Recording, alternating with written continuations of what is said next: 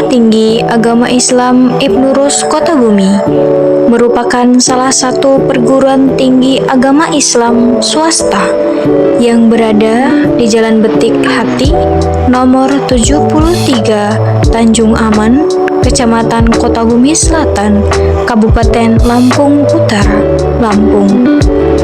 Sekolah Tinggi Agama Islam Ibnu Rus Kota Bumi memiliki 4 program studi, yaitu 1. Pendidikan Agama Islam, 2. Ekonomi Syariah, 3. Pendidikan Islam Anak Usia Dini, 4. Komunikasi Penyiaran Islam. Video ini dibuat untuk memenuhi tugas mata kuliah Metode Dakwah dengan dosen pengampu Bapak Martoyo MPDI.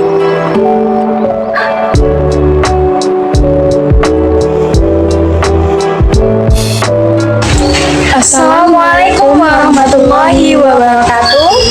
Kami, mahasiswa Sekolah Tinggi Agama Islam Ibnu Rus Kota Bumi, akan mempresentasikan makalah kami yang berjudul Dakwah Bil Hikmah dengan beranggotakan saya sendiri, Nul Aziza Az-Zahra dengan nomor NPM 2100006 dan saya Arifah Ansori dengan NPM 212700004. Mencapai tujuan dakwah, dibutuhkan metode khusus yang mampu membantu keberhasilan dakwah. Metode dakwah Islam dalam perspektif Al-Quran salah satunya adalah dakwah bil hikmah dengan pengertian sebagai berikut. Secara etimologi, metode berasal dari bahasa Yunani yaitu metodos yang artinya cara atau jalan, sedangkan di dalam bahasa Arab, kata metode disebut dengan torikot dan manhaj yang mengandung arti tata cara. Dakwah dijelaskan dengan berbagai macam definisi, ditinjau dari etimologi atau bahasa. Kata dakwah berasal dari bahasa Arab, yaitu da'a yada'u da'watan, artinya mengajak, menyeru, dan memanggil. Menurut Warson Munawir, bahwa dakwah artinya adalah memanggil to call, mengundang to invite, mengajak to summon, menyeru to propose, mendorong to urge, dan memohon to pray. Dengan demikian, secara etimologi, dakwah merupakan suatu proses penyampaian atau tablik atas pesan-pesan tertentu berupa ajakan atau seruan dengan tujuan agar orang lain memenuhi ajakan tersebut. Sedangkan secara terminologi, dakwah adalah mengajak manusia kepada jalan Allah dengan cara bijaksana, kepada jalan yang benar dan sesuai untuk keselamatan dunia dan akhirat. Kata hikmah seringkali diterjemahkan dengan makna bijaksana, yaitu suatu pendekatan sedemikian rupa sehingga pihak objek dakwah mampu melaksanakan apa yang didakwakan atas kemauannya sendiri, tidak ada paksaan, konflik, maupun rasa tertekan. Dalam bahasa of experience, yaitu situasi total yang mempengaruhi sikap pihak komunikan atau objek dakwah. Hikmah merupakan suatu metode pendekatan komunikasi yang dilaksanakan atas dasar persuasif karena dakwah bertumbuh pada humaniorien atau objek dakwah. Pada konsekuensi logisnya adalah pengakuan dan penghargaan pada hak-hak yang bersifat demokratis agar fungsi dakwah yang utama yaitu bersifat informatif sebagaimana ketentuan Al-Quran. Dijelaskan dalam surat Al-Ghasyiyah ayat 21 dan 22 yang berbunyi, Bismillahirrahmanirrahim, Fadakir innama anta mudakir, lasta alaihim bimusaitir, yang artinya, maka berikanlah peringatan, karena sesungguhnya kamu hanyalah orang yang memberi peringatan. kamu bukanlah orang yang berkuasa atas mereka. Dengan demikian, bahwa dakwah bil hikmah adalah dakwah yang mampu memandu masyarakat dalam menapak jejak kemuliaan, hidup, dan peradaban yang tinggi, sehingga manusia menjadi bermartabat, akromal akromin, dakwah yang mampu memotivasi dan memfasilitasi masyarakat untuk hidup teratur, yang jauh dari polusi yang merusak nuraninya. Dakwah yang dihasilkan dari perenungan yang mendalam dan pengetahuan yang tinggi. Dakwah yang mampu menjembatani kesenjangan diametral antar berbagai orientasi, dan dakwah yang menjadi solusi, bukan polusi, dan mampu mengimbangi berbagai tawaran informasi non-dakwah. Metode dakwah bil hikmah adalah kemampuan dai dalam memilih dan menyelaraskan teknik dakwah dengan kondisi objektif mat'u dan menjelaskan doktrin Islam serta realitas yang ada dengan argumentasi logis dan bahasa yang komunikatif. Al-hikmah sebagai sebuah sistem yang menyatukan antara kemampuan teoritis dan praktis dalam dakwah. Mengenal strata mat'u. Salah satu tanda kebesaran Allah adalah keberagaman makhluk yang bernama manusia. Keberagaman suku bangsa, jenis kelamin, warna kulit, dan bahasa sebagai tanda kebesaran Allah yang perlu diteliti dengan seksama untuk mengenal lebih dekat tipologi manusia, untuk selanjutnya menentukan pola interaksi masing-masing kelompok yang berbeda. B. Adab berbicara. 1. Hendaklah topik pembicaraan berkisar pada hal-hal yang baik dan bermanfaat. 2. Menghindarkan diri dari pembicaraan yang jelek dan tidak bermanfaat. 3. Tidak berbohong dalam perkataannya. 4. Tidak mencela orang lain. 5. Tidak membicarakan aib atau kekurangan orang lain. 6. Menghindari perselisihan dan perdebatan, karena Rasulullah tidak menyukai adanya perdebatan meski dalam hal kebaikan. 7. Tidak menyebarkan berita bohong atau gosip tentang orang lain. 8. Tidak bersifat sombong dan angkuh dalam berbicara. 9. Berbicara dengan tenang agar mudah dicerna dan dipahami oleh pendengar dan tidak mencampur adukan dalam pembicaraan lain. 10. Tidak membanggakan diri dengan menonjolkan kepandaian di hadapan lawan bicara. 11. Tidak terlalu banyak bicara sehingga membuat bosan pendengar. C. Memilih kata yang tepat. Secara psikologis, bahasa mempunyai peran yang sangat besar dalam mengendalikan atau mengubah tingkah laku manusia. Bahasa ibarat remote control yang dapat mengendalikan manusia menjadi tertawa, sedih, marah, lunglai, semangat, dan seterusnya. Berikut beberapa anjuran bentuk kata dalam berdakwah yang tepat dalam Al-Quran.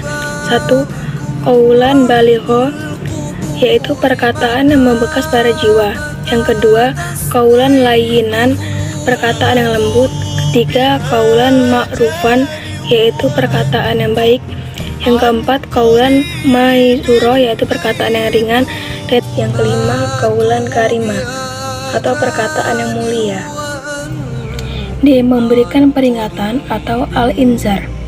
Al-inzar merupakan penyampaian yang isinya adalah menyampaikan peringatan terhadap manusia tentang adanya kehidupan akhirat dengan segala bentuk konsekuensinya. Al-inzar sering dibarengi dengan ancaman hukuman bagi orang yang tidak mengindahkan perintah Allah dan Rasul-Nya. E. Menggembirakan atau al-tabashir. Al-Tabashir merupakan penyampaian dakwah yang berisi kabar-kabar yang menggembirakan bagi orang-orang yang ikut dalam dakwah. Dalam Al-Quran disebut sebagai Bashir atau Mubashir yang disampaikan oleh Nabi Muhammad SAW atau nabi-nabi sebelumnya. Nabi SAW bersabda, artinya, telah menceritakan kepada kami Abu Bakar bin Abu Saibah dan Abu Quraib, sedangkan lafadznya dari Abu Bakar. Keduanya berkata, telah menceritakan kepada kamu Abu Usama dari Buraid bin Abdullah dari Abu Burdah dari Abu Musa. Dia berkata, apabila Rasulullah SAW mengangkat seseorang dari sahabatnya untuk melaksanakan perintahnya, beliau bersabda, berikanlah mereka kabar gembira dan janganlah menakut-nakuti. Mudahkanlah urusan mereka, jangan kamu persulit. Memberikan kemudahan. Islam didakwakan oleh Nabi Muhammad SAW dengan kemudahan-kemudahan. Banyak aturan-aturan yang di dalamnya yang oleh sementara orang dianggap menyulitkan. Ternyata anggapan itu tidak sedemikian benar. Orang yang tidak bisa menjalankan sholat dengan berdiri, ia boleh sholat dengan duduk. Apabila tidak bisa duduk pun dengan berbaring. Jika tidak bisa mendapatkan air untuk bersuci, ia boleh bersuci dengan tayamum. Begitulah Islam mengenal adanya dispensasi atau rukhsah, yaitu kemudahan-kemudahan yang diperoleh karena adanya sebab-sebab tertentu. Bahkan, dalam keadaan darurat, babi yang hukumnya haram dimakan itu justru wajib dimakan. Ia tegas dan keras, di samping sikap-sikap yang lemah lembut dan tidak mempersulit. Pada saat-saat tertentu, Nabi Muhammad juga pernah menunjukkan sikap yang tegas dan keras. Sikap seperti ini biasanya memperlihatkan dalam hal-hal yang berkaitan dengan masalah akidah, hak Allah, dan masalah di mana seorang sahabatnya masih mau melanggar aturan padahal ia sudah mengetahui hukumnya. Menyampaikan secara bertahap. Menyampaikan materi dakwah haruslah bertahap agar penyampaiannya dapat diterima oleh matbu. Nabi Muhammad SAW bersabda, yang artinya telah menceritakan kepada kami Abu Ashim Abdul Haq bin Makhlad dari Zakaria bin Ishak dari Yahya bin Abdullah bin Syafi dari Abu Ma'bad dari Ibnu Abbas radhiyallahu anhu bahwa ketika Nabi SAW mengutus Mu'az radhiyallahu anhu ke negeri Yaman, beliau berkata, ajaklah mereka kepada syahad persaksian tidak ada ilah yang berhak disembah kecuali Allah dan bahwa aku adalah utusan Allah. Jika mereka telah menaatinya, maka beritahukanlah bahwa Allah mewajibkan atas mereka sholat 5 waktu. Tujuan dakwah bil hikmah. Dakwah bil hikmah memiliki tujuan, yaitu dakwah yang secara nyata mampu menjawab persoalan-persoalan yang muncul dalam masyarakat. Dakwah yang memberikan upaya menumbuhkan kesadaran masyarakat dan membuktikan kepada masyarakat bahwa apabila ajaran Islam dapat dipahami dengan baik dan mampu mengimplementasikan dalam kehidupan sehari-hari, maka ia akan menjadi jalan alternatif sebagai jalan keluar. Untuk itu, maka penjabaran dimensi rahmatan lil alamin dalam ajaran Islam menjadi dimensi kegiatan setiap dakwah. Maka dakwah bil hikmah adalah dakwah yang mampu memandu masyarakat dalam menapak jejak kemuliaan hidup dan peradaban yang tinggi, sehingga manusia menjadi bermartabat, akramal akromin. 2. Dakwah yang mampu memotivasi dan memfasilitasi masyarakat untuk hidup teratur dan jauh dari polusi yang merusak nuraninya. 3. Dakwah yang menghasilkan produk kebudayaan yang tinggi, tidak remeh-temeh, yang dihasilkan dari perenungan yang mendalam dan pengetahuan yang tinggi. 4. Dakwah yang mampu menjembatani kesenjangan diametral antara berbagai orientasi. 5. Dakwah yang menjadi solusi, bukan polusi, dan mampu mengimbangi berbagai tawaran informasi non-dakwah.